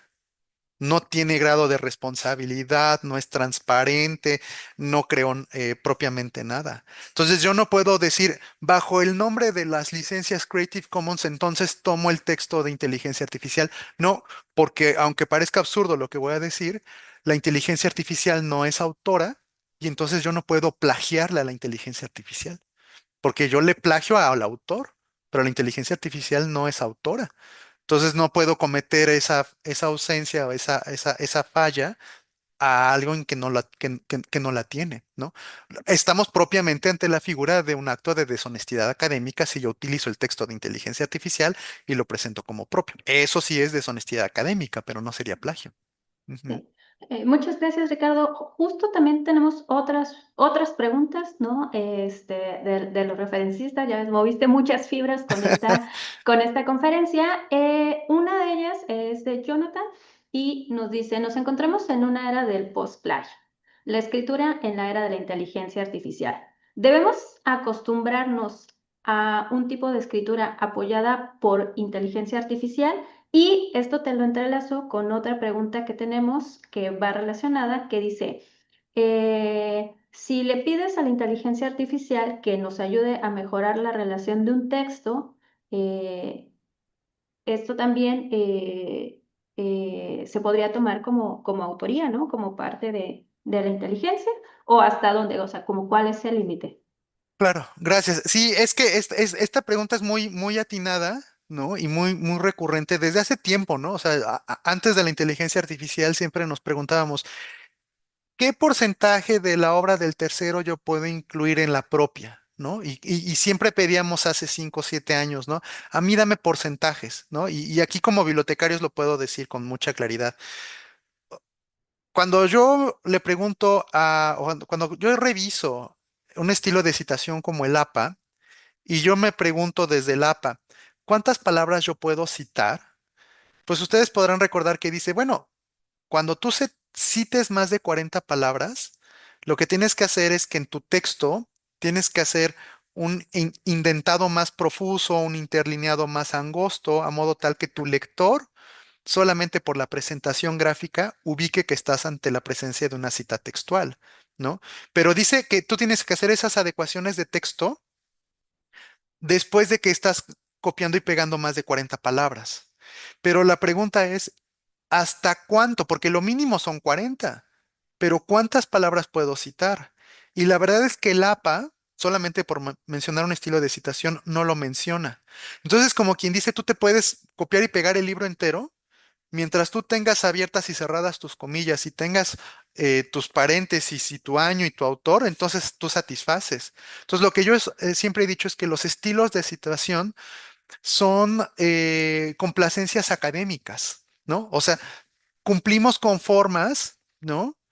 Pero eh, no son suficientes, ¿no? O sea, ahorita que citaban el caso de Enrique Peña Nieto, pues no sé si ustedes se acuerdan en esa época que salió a su defensa a un secretario de Estado y dijo, ay, es que al presidente se le olvidó poner comillas, ¿no? No, pues no me friegue. O sea, no puede ser que bajo la justificación de que le faltaron comillas, entonces, poniendo comillas, entonces todo se resuelve. O sea, no, definitivamente no, porque entonces ahí estaría yo cometiendo un fraude, ¿no? O sea, porque hago uso del estilo de citación, entonces todo lo que quepa entre comillas, y pues entre comillas puede caber la Biblia entera, ¿no? Entonces, a lo que voy es que estamos ahora en la misma escena, nada más que con anabólicos, ¿no? Que es con el caso de la inteligencia artificial, y es muy atinada la pregunta. Entonces, ¿tenemos que acostumbrarnos? No. Por eso es que yo digo que la inteligencia artificial tiene que ser una herramienta de asistencia nunca de sustitución de nuestro decir, ¿no? Entonces, cuando nosotros mismos empecemos a caer en lo que dice el artículo, que es la deuda cognitiva, ¿no? En donde yo ya no me veo en mi texto y ya veo un texto muy bien elaborado en términos gramaticales y de lógica, pues entonces yo mismo como autor no puedo permitirme ser sustituido, por no decir aplastado, por la inteligencia artificial, ¿no? Entonces, claro, yo soy un ferviente usuario de la inteligencia artificial y un ferviente promotor de la inteligencia artificial en la medida en que sirva para mejorar nuestros procesos cognitivos, nos permita mostrar mejores textos. Entonces, por eso yo decía, oye, si me ayudas a mejorar mi redacción, pues adelante, ¿no? O sea, yo ahora tengo la muy mala costumbre de que por acá estoy redactando un oficio, lo leo y luego lo subo a la inteligencia artificial y le digo,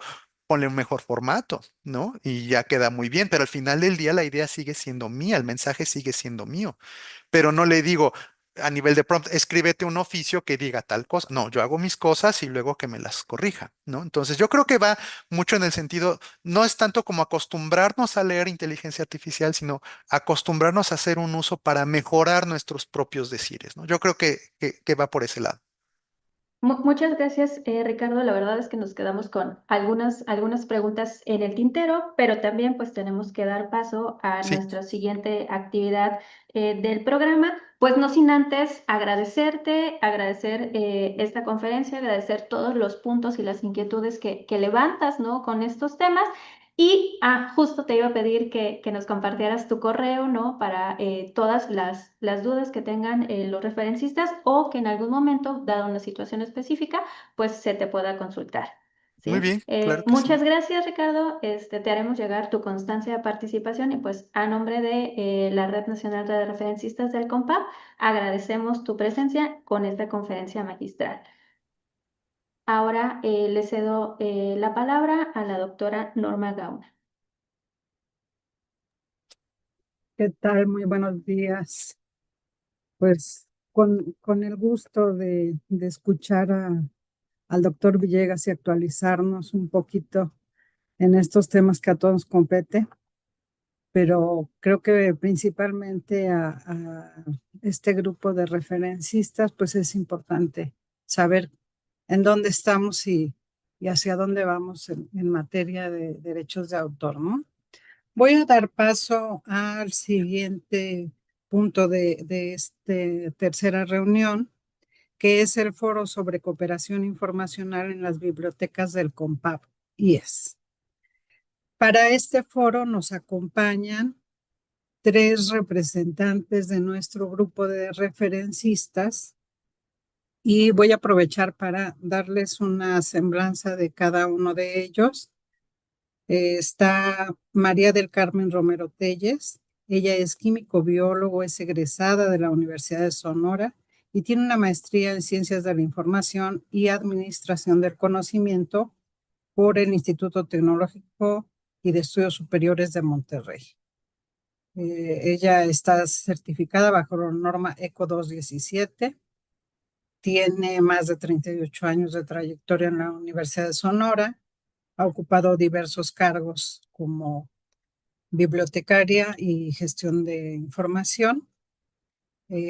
Pues uno de sus aportes más significativos es el desarrollo del catálogo EPA, que es una herramienta que ha permitido analizar y clasificar revistas científicas y editoriales académicas, a partir de las cuales hacen recomendaciones de publicación a sus investigadores. Por otro lado, nos va a acompañar también Jonathan Jiménez Salazar. Él es licenciado en bibliotecología por la UNAM, cuenta con una maestría por la Universidad Latinoamericana y una maestría en gestión de servicios informativos por la Universidad Autónoma de Ciudad Juárez. Él ha impartido conferencias, cursos y talleres en la Universidad de Maynooth en Irlanda, en la Universidad de San Diego y la Universidad de Indiana en Estados Unidos, la Universidad Nacional de La Plata en Argentina y la Universidad de la República Uruguaya, así como en la Universidad de Coruña en España, entre otras. Actualmente Jonathan se desempeña como referencista y profesor asociado al Colegio de Ciencias Sociales y Humanidades del CETIS Universidad en Baja California, México. También nos va a acompañar en este foro la licenciada Irene Carmen Portillo Vázquez. Ella es licenciada en bibliotecología por la Universidad Autónoma de San Luis Potosí. Su desarrollo profesional ha estado respaldado por su trabajo en la Facultad de Ciencias de la Comunicación de la misma Universidad Autónoma de San Luis Potosí, también en el Tecnológico de Monterrey, Campus San Luis. Fue directora del Centro de Información de la Universidad Tecnológica de Aguascalientes y también ha sido profesora tanto en la Universidad Autónoma de San Luis Potosí como en la Tecnológica de Aguascalientes. Fue documentalista en el Centro de Información en Humanidades, Bibliotecología y Psicología, perdón, y durante ese periodo también ha impartido clases. Se ha fortalecido con formación continua y ha recibido grandes capacitaciones a lo largo de 20 años de servicio en las bibliotecas del sistema de bibliotecas de la universidad. Para todos ellos, mi agradecimiento y la bienvenida a la participación en este foro. La dinámica que ahora vamos a utilizar para el foro es 3 preguntas con el objetivo de saber cómo estamos en nuestro grupo de referencistas, que es nuestra meta, ¿no? Saber que estamos avanzando, que podemos retroceder para arreglar algunas cosas y que, como lo hemos visto desde la mañana, pues hay muchas cosas que ya se ven, seguro muchas otras que nos hacen falta, pero que si nos ponemos de acuerdo podemos llevar a muy buen término y darle continuidad a este grupo de referencistas. Entonces voy a pedirles que después de la pregunta que yo les haga, tomen de 3 a 5 minutos cada participante y nos den sus respuestas. Al final, si hubiera alguna participación de nuestros compañeros, pues hacemos aquí un intercambio, ¿no? Entonces, la primera pregunta es, ¿ha impactado en sus usuarios la creación de este grupo de referencistas? Y le voy a dar la palabra a Jonathan Jiménez, por favor. ¿Qué tal? Muchas gracias, Norma. Colegas, saludos a todos. Sí, respecto a este tema y respecto a nuestro grupo, creo que ha sido una gran iniciativa, ¿no? La creación de un grupo particular, de una red de referencistas en lo particular, porque esto, creo yo, tiene mucho que ver con el tema de la identidad de lo que es el bibliotecario referencista, ¿no? O sea, es una manera de reivindicar esta área dentro de la biblioteca, sobre todo en una época en la cual sabemos que está todo muy enfocado a lo que es el hiperutilitarismo, ¿no? Es decir, esta idea de generalizar todo, ¿no? Generalizar los procesos en las bibliotecas, creo que todos lo hemos sufrido, todos lo hemos padecido, que de repente un bibliotecario, pues básicamente baila, canta y toca la guitarra, ¿verdad? Es decir, un bibliotecario hace préstamo de libros, hace desarrollo de colecciones, hace procesos técnicos, es el coordinador de la biblioteca, etcétera, ¿no? Entonces, yo entiendo que esto es una respuesta justamente a cuestiones relacionadas con la economía, ¿verdad? Con los presupuestos de las bibliotecas. Pero eso no quiere decir que sea lo correcto. O sea, es decir, no debemos normalizarlo, no debemos acostumbrarnos a eso, sino que es parte de una función integral en las bibliotecas tener personas especializadas en cada área. Yo sé que muchos bibliotecarios podemos cumplir distintas funciones, nos preparan para eso, nos preparamos para eso, pero también creo que sí se debe defender cada una de las áreas respecto que son parte de la biblioteca y decir, sí, podemos hacer de todo, pero la realidad es que tenemos que especializarnos en algo. Entonces, este grupo que se creó, esta identidad que se está creando con un grupo especializado en referencistas, yo creo que da respuesta a eso. Reitero, creo que es algo muy acertado. Por ejemplo, otras universidades, por ejemplo, aquí en San Diego State University, tienen un referencista para cada área de investigación. Es decir, si hay estudios de Asia, hay una persona de hecho con ascendencia asiática para dar respuesta a esas personas que están haciendo investigación relacionadas con el tema. También lo hay para estudios latinoamericanos, etcétera. Es decir, las bibliotecas académicas estadounidenses básicamente pueden tener una plantilla de 7 a 10 bibliotecarios referencistas, uno para cada área, ¿no? Entonces, Nosotros estamos tratando de tener un referencista por biblioteca, es como que nuestro máximo esfuerzo, pero sí creo muy importante y relevante también que tengamos personas especializadas justamente para dar respuesta tanto a nuestros estudiantes de todos los niveles académicos y en particular a las personas que hacen investigación. Gracias. Muchísimas gracias, Jonathan. Vamos a solicitar a Carmen Romero que nos comparta su opinión, por favor. Sí, muchas gracias. Buenos días. Bueno, coincido con mi compañero Jonathan de todas las actividades que realizamos dentro de las bibliotecas, pero yo me voy a ir mi respuesta va a estar más enfocada sobre la implementación de este grupo a los usuarios. Para nosotros incorporarnos a un grupo como este de referencistas a través de la plataforma de WhatsApp, pues ha tenido un impacto muy notable en la experiencia con los usuarios. Nosotros hemos tenido, por ejemplo, más predominantemente este aspecto ha sido muy positivo, bueno, en diferentes ámbitos. Por ejemplo, este grupo de WhatsApp para nosotros nos ha facilitado la comunicación más inmediata y directa entre nosotros los referencistas y sobre todo ha contribuido a una mayor eficiencia en la atención a nuestros usuarios. Les comento que este servicio para nosotros lo teníamos a través de otros medios de comunicación no tan ágiles y por tanto nosotros teníamos una probabilidad solamente de comunicarnos con referencistas de 48 horas. Y a través de nuestra incursión al grupo de WhatsApp, pues ahora antes de las 24 horas o como ya lo mencionaron anteriormente, a veces hasta en 5 minutos, 10 minutos es la respuesta.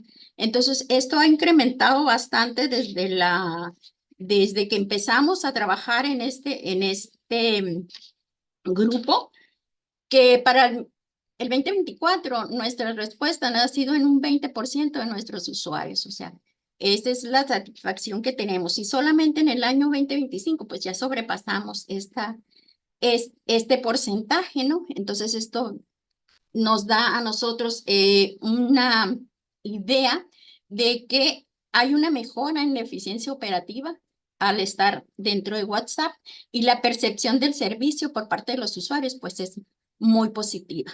Gracias. Muchas gracias, Mari Carmen. Pues sí, nos llevaste un poquito más allá de la participación inicial, pero es muy importante mencionar cómo cambia esa percepción de nuestros usuarios, ¿no? Yo destaco mucho eso y creo que ahí es donde empezamos a ver los cambios. Definitivamente una respuesta inmediata ante una de 48, 70 y no sé, tantas horas, no tiene nada que ver. Había un profesor por acá que decía que no deberíamos de tardar cuando todavía no se usaban estas tecnologías de recuperación de información, cuando bajaba uno al acervo, que no deberíamos de tardar más de 10 minutos en recuperar un libro del acervo, independientemente de dónde estuviera, ¿no? Y para muchos de nosotros, pues ese era el reto. Y ahorita no puedes tener a un usuario ni a ninguna persona, si eres parte de un equipo de biblioteca, con un correo que no respondes de inmediato o en el día, ¿no? Entonces eso es un punto que debemos tener ahí siempre presente. Y bueno, yo le quiero preguntar a Irene Carmen Portillo, de aquí de la Universidad Autónoma de San Luis Potosí, ¿cómo les ha impactado en sus usuarios la creación de este grupo de referencistas, Irene?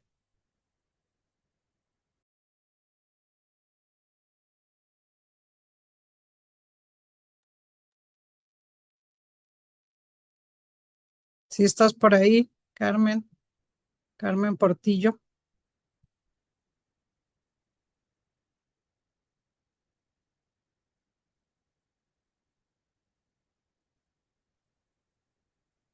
¿No?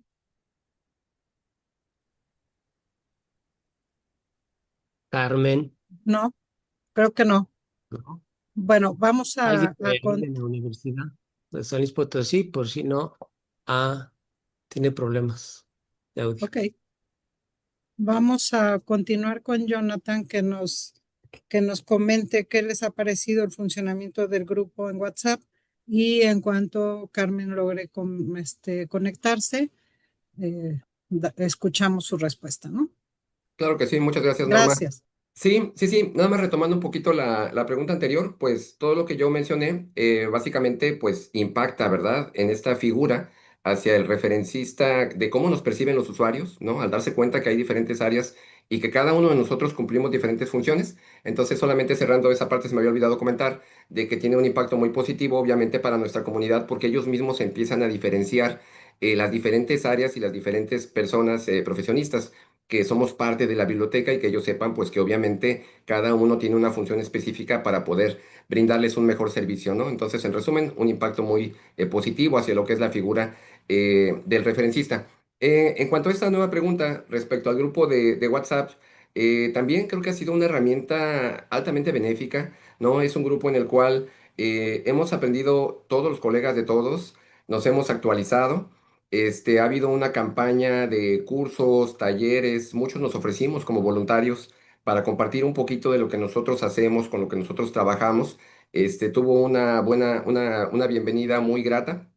Yo también me apunté a varios cursos que dieron otros colegas y eso pues nos ha permitido mantenernos actualizados, ¿no? Y también en particular quiero mencionar un evento del cual yo estuve haciendo la invitación en el grupo acerca del WikiLibCon, este evento que reúne a simpatizantes del movimiento Wikimedia con bibliotecarios que se desarrolló en el Colmex en enero de 2025, a principios de año, y pues yo estaba súper encantado porque muchos colegas atendieron a ese llamado, ¿no? Se liberaron algunas becas, en las cuales, pues bueno, pudimos asistir a Ciudad de México. Ahí me encontré a 3 o 4 colegas del grupo de referencistas.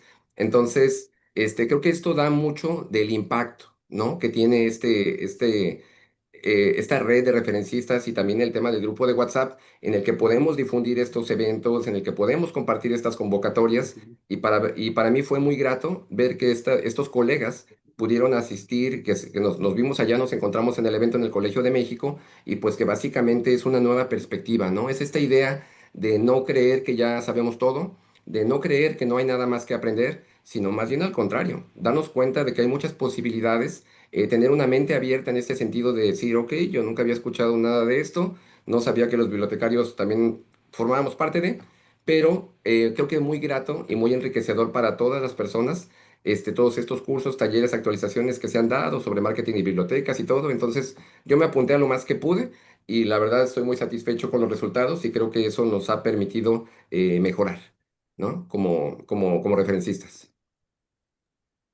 Sí, Jonathan, pues sí, muy, muy importante también cómo se ha venido dando la participación, porque no solamente es la capacitación externa, sino que capitalicemos la experiencia de cada uno de ustedes y que tengamos la capacitación entre el grupo, ¿no? Creo que van surgiendo nuevos grupos como este que mencionas del Wiki, que ha sido, bueno, así como un boom para todos nosotros, a pesar de que significa 1 o 2 o 3 tareitas más a todas las que tenemos en las bibliotecas, ¿no? Porque la realidad de las bibliotecas mexicanas, pues dista mucho de lo que tú nos comentas de un bibliotecario referencista por cada área, pues eso sería lo ideal para hacer ahora sí que la especialidad, pero no es así definitivamente. Entonces, el compartir nuestras experiencias en este grupo ha sido una de los puntos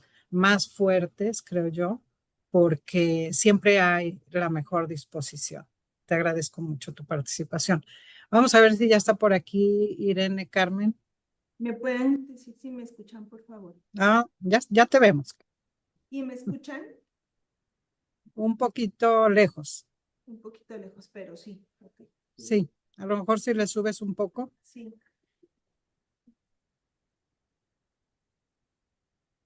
¿Allí será mejor? Un poquitito. Vamos a ver si allí. Sí se escucha. ¿Sí? Ok. Bueno, entonces, pues, tú tienes pendiente la primera y la segunda. La primera pregunta. Sí, Sí. muchísimas gracias.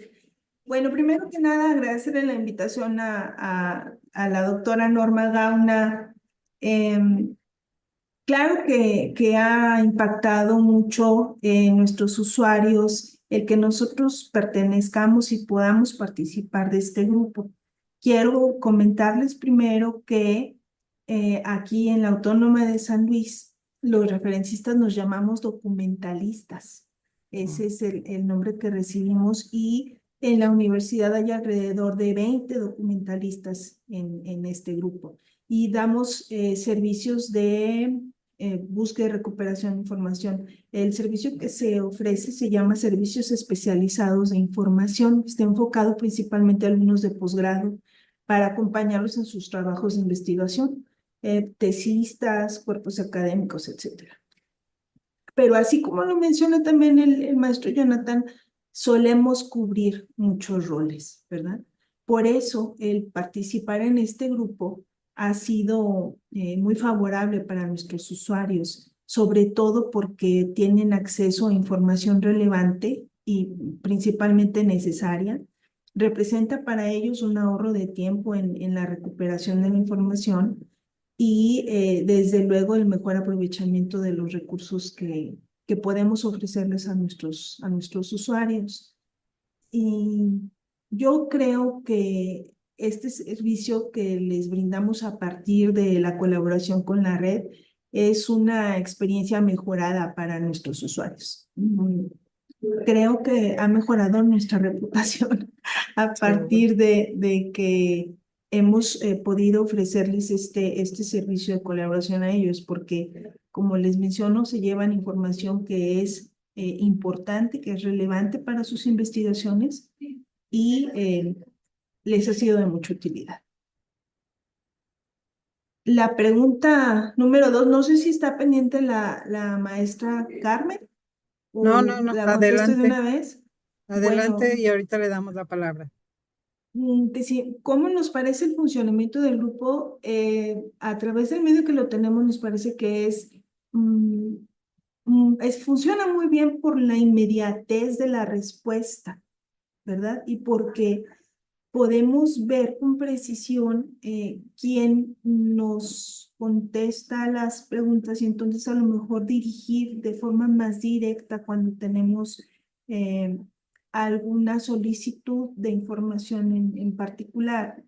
Pero mm, comentando con el otro compañero referencista que participa en el grupo, él me decía, luego cuando no tenemos respuesta, a lo mejor sería importante como llevar un seguimiento, ¿no? De esto no se respondió, entonces buscar alternativas. También sí quiero comentarles que, bueno, para San Luis muchas veces la colaboración, sobre todo en el área biomédica, este grupo es, digamos, como que el último recurso al que el área biomédica, en el que el área biomédica se apoya, porque tienen ellos otra participación en redes de colaboración enfocadas específicamente en el área, ¿verdad? Entonces, de último recurso, vienen acá a la red de Compab. Muy bien, Carmen, qué bueno que se solucionó lo de tu micrófono Sí. y para no arriesgarnos, por eso te daba la palabra inmediata y vamos a escuchar a María del Carmen Romero si nos quisiera compartir algo. Bueno, creo que los compañeros ya han hablado bastante sobre el grupo y yo también considero que la manera de estar trabajando a través de WhatsApp es una herramienta muy eficaz y se caracteriza por pues combinar ventajas significativas, sobre todo al mismo tiempo, ¿no? Que podemos estar presencial y haciendo todas nuestras mensajería por ahí. Pero también implica algunos desafíos a su gestión, ya lo mencionaba la maestra Carmen, a veces estamos con las otras labores que tenemos y se nos pasan los mensajes, no sabemos, no tenemos, a veces siento que no tenemos un seguimiento y también dentro de ellos pues está el hecho de que no tenemos nuestros nombres exactos, claro, estamos hablando de un producto estamos utilizando más bien algo personal, un número personal, y no colocamos nuestros nombres, no colocamos nuestra institución y no sabemos a quién eso sería como mejoras que pudiéramos ver, ¿no? Hacia el funcionamiento y no sabemos quién. A veces perdemos el hilo de la conversación, lo mencionaba la maestra, y de esa forma creo que podríamos un poco mejorar. ¿A qué lo vemos?